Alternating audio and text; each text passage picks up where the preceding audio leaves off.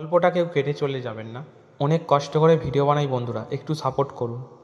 বাংলার প্রত্যন্ত এক গ্রাম, নাম পানিপোতা। ধান খেতে ঘেরা এই শান্ত গ্রামে সূর্য ডোবার পর নামে এক অজানা আত্মা। গ্রামের দক্ষিণ কোণে, যেখানে পাকা রাস্তা নদীর দিকে বাঁক নিয়েছে, সেখানে দাঁড়িয়ে আছে একটা বিশাল তাল গাছ। একেবারে একা, না তার পাশে আর কোনো গাছ, না কোনো ঘরবাড়ি। দিনের আলোতেও সেখানে একটা কেমন ছায়া লেগে থাকে, আর রাত নামলেই সেই ছায়া যেন জীবন্ত হয়ে ওঠে।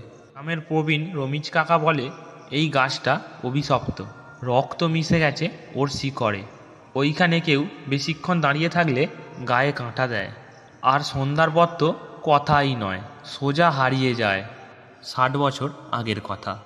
তখন পানিপোতায় ছিল জমিদার নবকৃষ্ণ রায়ের আত্মীয়তায়। কুখ্যাত ছিলেন তিনি। দয়া মানবতা কিছুই ছিল না। গরিব কৃষকদের ওপর দমন পীড়ন ছিল নিত্যদিনের ব্যাপার। কিন্তু এই জমিদারের কানে যেন বাজল এক ভিন্ন সুর। সেদিন সে প্রথম দেখল গ্রামের এক গরিব কৃষকের মেয়ে, সইবালা। সইবালা ছিল অসাধারণ রূপবতী, কিন্তু তার সৌন্দর্যের চেয়েও বেশি ছিল তার আত্মসম্মান। সে ভালোবাসত গ্রামের এক দুধওয়ালা যুবক রাধুকে। তাদের প্রেম ছিল সারল্য আর স্বপ্নে গড়া। কিন্তু জমিদার নবকৃষ্ণ সইবালাকে পাওয়ার লালসায় অন্ধ হয়ে গেল। এক রাতে লোক পাঠিয়ে তাকে তুলে আনলো তার কুঠিতে। সইবালা লড়াই করেছিল, কেঁদেছিল, কিন্তু কিছুতেই রক্ষা হয়নি। পরের দিন সকালে তালগাছের নিচে পাওয়া গেল তার নিথর দেহ। গলায় গামছা পেঁচানো, চোখ দুটো ছিল খোলা, এক পলকে যেন কারো অভিশাপ দিয়ে গেছে। ঘটনার পর রাধু হারিয়ে গেল। কেউ জানে না সে কোথায় গেল। জমিদার বাড়িতে কেউ কিছু বলার সাহস পায়নি। কিন্তু এরপর থেকেই বদলাতে শুরু করলো তালগাছের পরিবেশ। রাতে অদ্ভুত কান্নার আওয়াজ, বাতাসে জুঁই ফুলের গন্ধ, আর কখনো কখনো দেখা যেত এক মেয়ের ছায়া, গলায় দাগ, চোখে শূন্যতা। বহু বছর পর গ্রামে আসে আকাশ নামে এক তরুণ শিক্ষক। শহর থেকে এসেছে, আধুনিক ও বিজ্ঞান মনস্ক। সে এইসব ভূতের গল্প বিশ্বাস করে না। গ্রামের হাই স্কুলে যোগ দিয়ে সে হোটেলে থাকতে শুরু করে। একদিন সন্ধ্যা ছাড়িয়ে স্কুল থেকে ফিরছিল। শর্টকাট ধরতে তালগাছের দিক দিয়ে হাঁটছিল।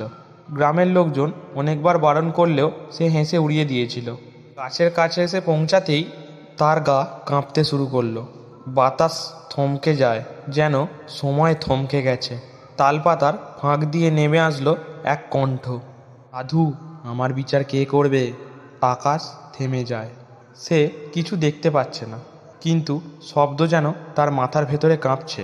হঠাৎ সে দেখে গাছের ডাল থেকে একটা ছায়া নামছে ধীরে ধীরে।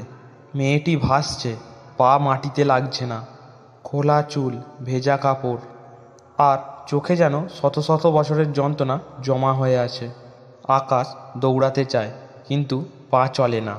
সে অনুভব করে একটা ঠান্ডা হাত তার কাঁধে। আমায় কেউ বিশ্বাস করেনি, তুমি করবে? সে জ্ঞান হারিয়ে ফেলল। পরের দিন সকালে তাকে পাওয়া যায় গাছের নিচে অচেতন অবস্থায়। হাসপাতালে নেওয়ার পর জ্ঞান ফেরে ঠিকই, কিন্তু সে আর কথা বলে না। তারপর থেকেই তালগাছের নিচে প্রতি বছর শ্রাদ্ধ করা হয়, প্রদীপ জ্বালানো হয়। গ্রামের ছেলেমেয়েরাও কাছে ঘেঁষে না। তবে এখনও মাঝে মাঝে সন্ধ্যা নামলে কেউ কেউ বলে, তালপাতার ফাঁকে এক মেয়ে দাঁড়িয়ে থাকে, চেয়ে থাকে কারো অপেক্ষায়। গলায় গামছা, চোখে অনন্ত প্রহর। আর তালগাছটা, ওটা এখনও দাঁড়িয়ে আছে, একা নীরবে। তার নিচে ছায়া পড়ে, কিন্তু সূর্য গেলেই সেই ছায়া আর নিঃসঙ্গ থাকে না। গল্পটা এখানেই শেষ করলাম। গল্পটা কেমন লাগলো অবশ্যই কমেন্টে জানাবেন। আর চ্যানেলে নতুন হয়ে থাকলে চ্যানেলটাকে সাবস্ক্রাইব করুন।